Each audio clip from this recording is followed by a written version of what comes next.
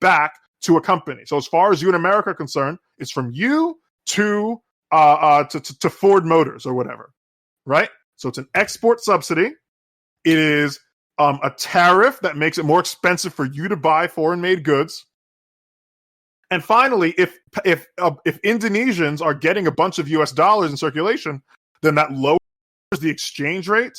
And when an American firm goes to Indonesia to hire Indonesians, they can't offer lower wages denominated in dollars because Indonesians already have a bunch of dollars. So this is the punishment for outsourcers. Do you see? Foreign aid is protection as far as your living standards are concerned, and more importantly, as far as American corporations are concerned. Foreign aid is protectionism. Yeah. And people and back in the day, back in like the 20s and 30s, before we had this whole language of like we got to help these poor, these poor Nigerians and stuff, before people talked about things in humanitarian terms, people openly talked about, financing cheap loans to Romania, because if we loan US dollars to Romania on the cheap, well, that's great because they'll use it to buy American goods. Even think about what your boomer conservative friends will say if you talk about this aid to Israel, and they'll say, well, that aid money they spend that we give to Israel, they have to spend it on American stuff. Do you see? So a bunch of pieces of paper have gone from you, they swirled around in a foreign country for a while, and then they went to an American corporation, right? So it's just from you to corporation as far as you're concerned, except your country now has less stuff and some other country gets a bunch of jets, tanks, and missiles. That is the other half of what's happening. If you have a theory, if only $500 million given to Israel is earmarked in this way, by the way, right? Of the $3 billion that they get in direct aid, not counting the the automatically forgiven loans, only $500 million of it must be spent on U.S. jets, tanks, and missiles. So you get paper, or rather, a corporation in your country gets paper, and they get stuff. And in case you don't know this, dear listeners, stuff is more important than paper. Okay, I think that's all I have to say about foreign aid stuff. Again, Dan, do you have anything to say? Everything's already been said. I know I do this all the time, but take all the wind out of the room, sucking up all the wind. There's no oxygen left, and you go, anything to say? What about black on black crime? And again, anybody who's on the right, especially, who does this, who talks about all this wasteful spending money, and they don't talk about the aid to Israel, and they just talk about Pakistan and Sudan, these people these are not worthwhile political actors. They're cowards, right? They are either fools or dangerous. They're either compromising your movement or they're too stupid to reason properly.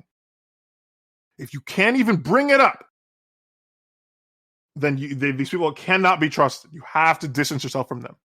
Unless, of course, they're donating money to stop the steal, in which case you save them. But save them from sending money to stop the steal, right? Because these people are important and they matter and their feelings matter. But then, fuck them because they won't talk about Israel. You can see I live an interesting life. Oh, okay. And then the most important thing. So Trump has been pushing for $2,000 check. Right? He said, $600 isn't... understands a basic rule of politics, which is that when you're offering to give the constituents money, more is always better. And there's two numbers. Yeah. The larger one is the better. But, you should do that before the election.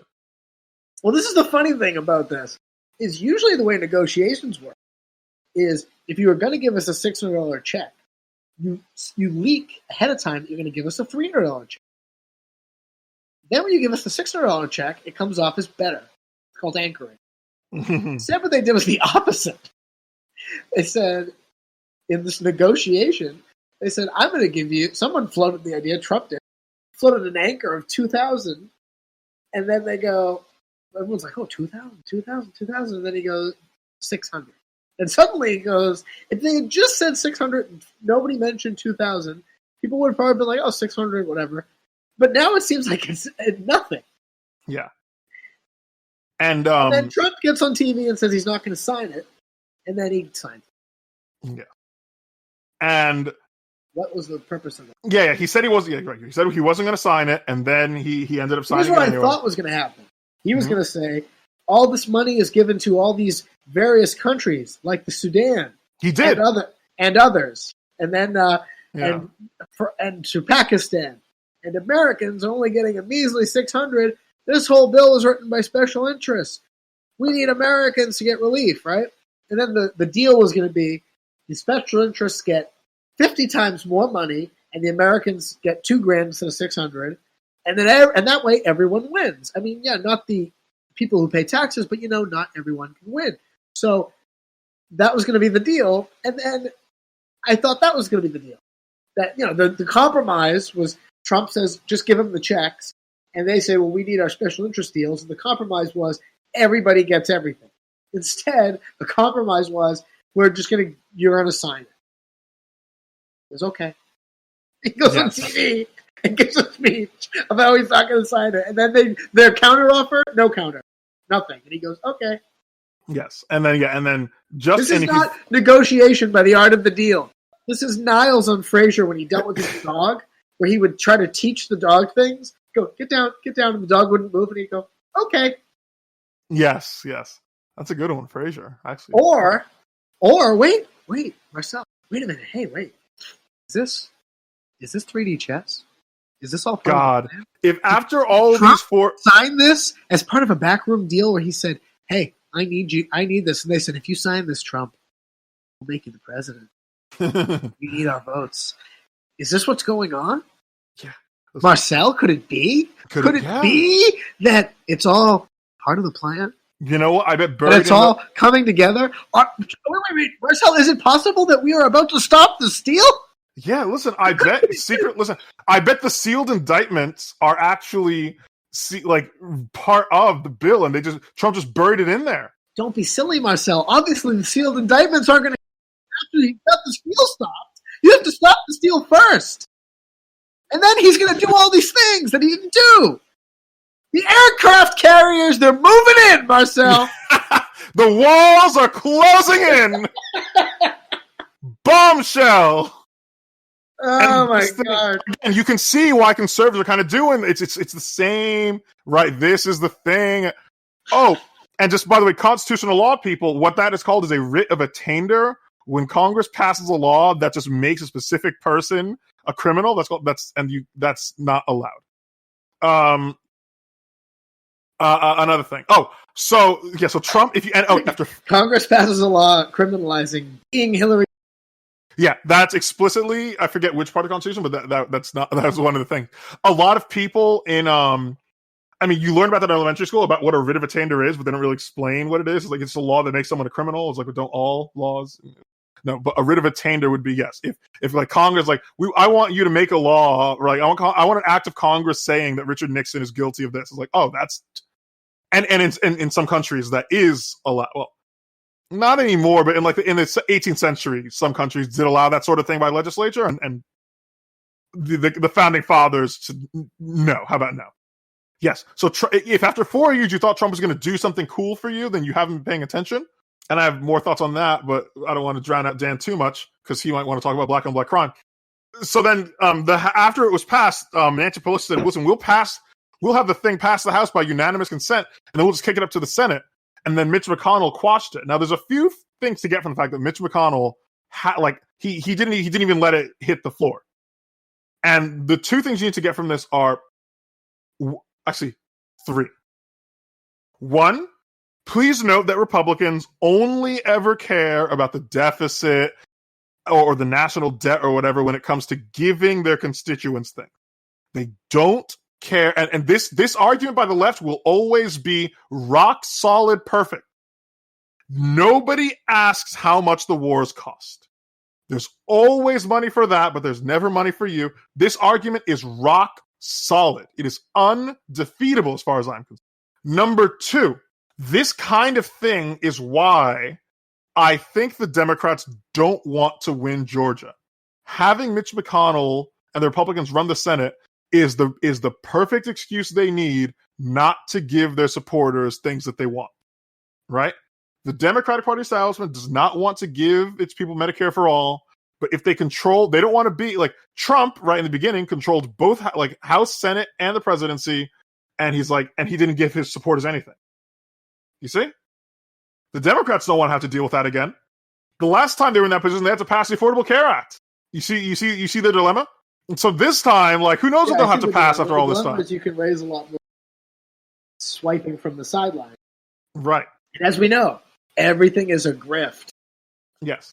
Oh, and then finally, the third thing, which is the reason Mitch McConnell is also giving, he has an actual good reason to do this, to not, because he wants, the thing that Mitch McConnell wants is he wants liability protection for businesses that opened during the pandemic. And that is to say, not to protect them from being prosecuted for breaking their state's laws, but he wants it to be that if a business is open and you go there and you think you got COVID from there, you can't sue them into oblivion. Folks, that is incredibly important. I mean, lawfare, like the left is a master at using lawyers to fuck up people they don't like. And I think that Mitch McConnell is actually, not for any good reason, but I think he is on to something when he's like, we need to make fucking sure that a bunch of parasite lawyers don't fucking destroy people who come out of the cold and open up their stuff and then say, hey, this guy got COVID. Hey, do you have COVID? Do you have some local bakery that won't serve cakes to gay people? We can blame him for you getting COVID and we'll sue him into the dust. Do you see the issue here? Why I think McConnell should fight for this, Dan? And how does that work with this? How does that translate into this bill? Because Mitch McConnell said, I'm not passing the increased aid until we get that. You put it that way, I would probably do the same thing and say, "Oh, you want another $1,400? Fine, yeah. Just give me this one thing that's gonna." But why doesn't he say that? Why doesn't he get on? Well, he said it before, and it seems it doesn't really play well. It only plays well with conservatives who also can like think a few steps ahead about how the left is, right? Now, obviously, McConnell isn't really doing this for small businesses; he's doing it for bigger businesses. But I mean, it's still it is important, and I don't want people to think that like, even though like I was saying like the conservatives only care about the budget when it's about helping you, but like this thing that they're fighting for, it does matter.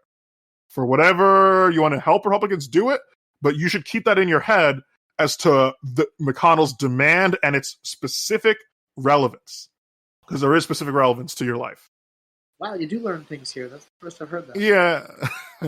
Oh, and then finally, I think this is the last Trump news, is that Trump, and I this time caught myself a few weeks ago. People were like, "Oh, do you know that Trump is thinking about pardoning Julian Assange?" So, like, he pardoned Julian Assange. Like, oh no, he's thinking about it. I was like, oh, so he's not going to do it, right?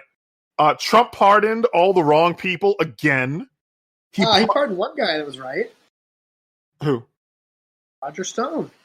Oh, I'm sorry. Yes, you're right. Who, by the way, Roger Stone is now a soldier of Christ. Yes, yes. Trump pardoned Roger Stone and Paul Manafort, and those two were okay. Those are good ones. He also pardoned Jared Kushner's dad. All right, who was in Jared Kushner's father, Charles Kushner, who had been prosecuted by the prosecutor for that case. For those who don't know, was actually Chris Christie. Right. I don't remember what Kushner's father was arrested for, but this was this is like over a decade ago. This was not during Russiagate stuff. He was prosecuted for something that Chris Christie said, like, Charles Kushner was absolutely guilty. I think it was like, oh, he was blackmailing politicians. He was blackmailing people.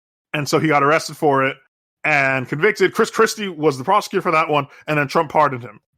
So he then he pardoned a bunch of his friends.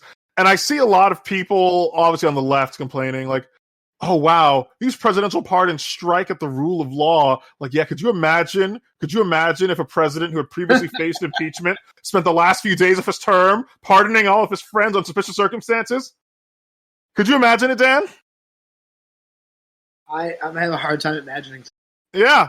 I mean, a president who's just been impeached. That would be as wacky as a president who fires the head of the FBI just days before the only murder ever committed. The first person to die in the White House in like 50 years died by shooting himself. Listen, Snopes said that happened, but don't worry about it. Yeah. Could you imagine if that president was accused of rape too?